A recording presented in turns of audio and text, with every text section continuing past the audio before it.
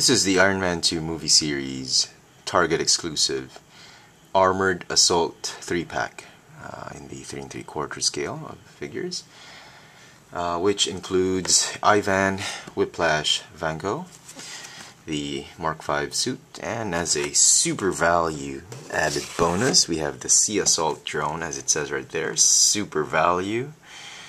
Not entirely sure it's super value for a lot of the collectors, because out here in Manila at least, this pack is a little bit pricey than if you buy 3 regular carded figures. Each figure costs about $1 more than the regular carded figure. But that's fine.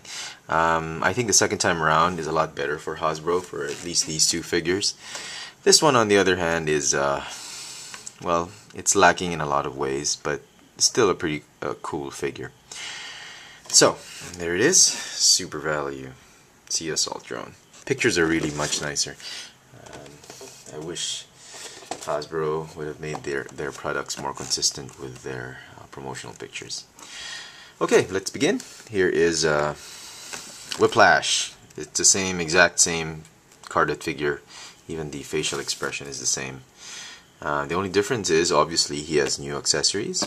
He's got the whips with the translucent electrical effect going on right there, or the electrostatic discharge. So it's thinner. The handles are a little bit thinner. They're a little bit flatter and not rounded, so they don't stay as good on his fists as the previous one. And the whips are not posable. They don't have a wire underneath them that you can bend and pose the whip. So they are as it comes in the package. So you're left with that kind of a whip. It's actually almost the same identical whip. They've just they've sort of molded it in a flowing pattern. Well, what can you do, right? Better looking whip, less articulation. Next we have the improved Mark V. It's I forgot to mention, the Mark V comes with the same suitcase with the firing, launching rockets. The suitcase does unfold and has that really cheesy gimmick of unfolding, reminiscent of the old cartoon Iron Man. I don't need to show that, everybody knows what it does. This is a better rendition of the Mark V in terms of paint apps. That's the only big difference, really. If you have the old Mark V, very subtle differences. The red on this one is a little bit darker, I think. It's bordering on blood red. This one is a little bit of a shiny fire hydrant, hot rod red, I suppose. This one is a lot darker, as you can see. The head mold is different on this one. This one has some, it has the crevices or the creases that the Mark V, the 6-inch Mark V, the Walmart exclusive figure has. So I don't know if the camera's gonna pick it up. It probably won't. No, it can't. But suffice to say, there are some minute striations right there on the face, which is very similar to the 6-inch Mark V. There's more silver on him as well, as you can see in the arm, as well as on the back. They've actually painted this one in a different shade. It's more of a bronze type of brown. Some quality issues still abound with these figures, and I have to say, frankly, you know, if you're not really into repaints or redecos, or you know, if you're really just cursing Hasbro for getting the first figures wrong in the first place, and you don't really want to buy the second versions, you might want to reconsider if you're a big fan of the toy line, because these figures are, I think, for whatever it's worth, they're really a lot better the second time around.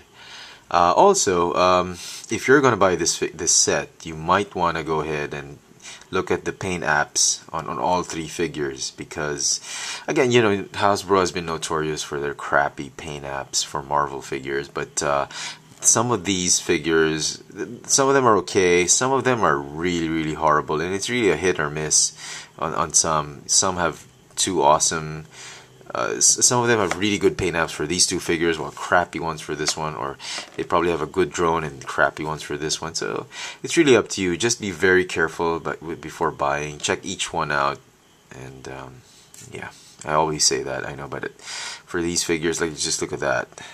You can't even see that in the packaging. There's just some silver paint that's been just, I don't know, bleeded into the red paint, I suppose, just like that. The only part I could see was the front, obviously, but it had pretty decent paint apps, so I'm not complaining too much. So that's that. Okay, let's put these guys to the side for now, and let's focus on the drone. The drone is, well, it's a sea assault drone. It's the one that has these rockets, shoulder-mounted rockets. A bit disappointed on this one. I was really looking forward to this figure, but a little bit of a disappointment. It's made in this old gray, faded, washed off paint. It's sort of I think it's made to resemble the gray on a tank, but they didn't do it proper. They didn't do a good job about it. I mean, look at that. It sort of has this old faded effect, which I'm not really a big fan of. I could repaint it, but I'm not going to do so because I'm not too good at that. So I'm sure a lot of the kit bashers out there are going to repaint this one.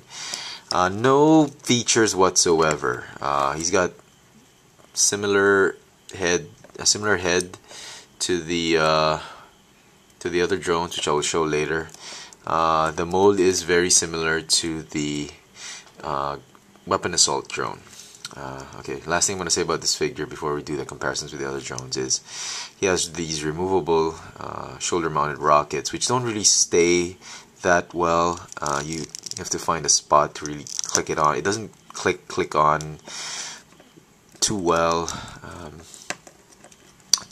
But you know, if you're not going to play too much with this figure and just have him displayed in a diorama, then I suppose it could work. But this one is a bit of a disappointment. Again, contributing to the fact that the figure is a big disappointment for me. But still, it's a drone. Big fan of the drone, so I went ahead and got it. Right there. Here is the weapon assault drone. As I said, lots of similarities between the two. And here is the very unique air assault drone, which is having trouble standing up at the time being. Okay, stand up. Stand up. Okay. They look good together. I mean, once you get the War Machine and the Mark VI around, they could surround them, and all you need now is the Toys R Us exclusive Fury of Combat set, and you have 2 more drones, which I'm still on the fence on getting because it's really, really pricey. That 4-pack set from Toys R Us costs about, I don't know, $45, something like that, out here in Manila. So it's pretty pricey. My wife does not want it.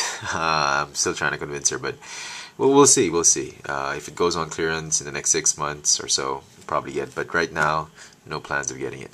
These are the drones I'm going to have for a while. Okay, so let's get rid of these two. Final thoughts.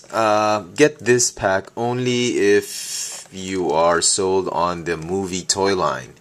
If you're not too sold on it, you're more of a comic series kind of person, kind of collector, and you just want a few of the movie figures, you might want to pass up on this one. Primarily just because of the crappy paint apps, and you get only just 1 new mold and the 2 are just redecos. But if you're a big fan of the molds, big fan of the figures, big fan of the movie as well as the toy line, I think you should go ahead and get these figures. They look great on your shelf, and the updates on both these 2 figures are certainly worth the price you pay for it. So there you go. The Iron Man 2 movie series, Target exclusive, or out here in Manila we don't have Target, so it's not an exclusive. You can buy it in any retail shop, major retail stores here in Manila, but out in the US I think it is a Target exclusive. Armored Assault 3-pack featuring Whiplash Mark V and the super value bonus Sea Assault drone. Thanks for watching.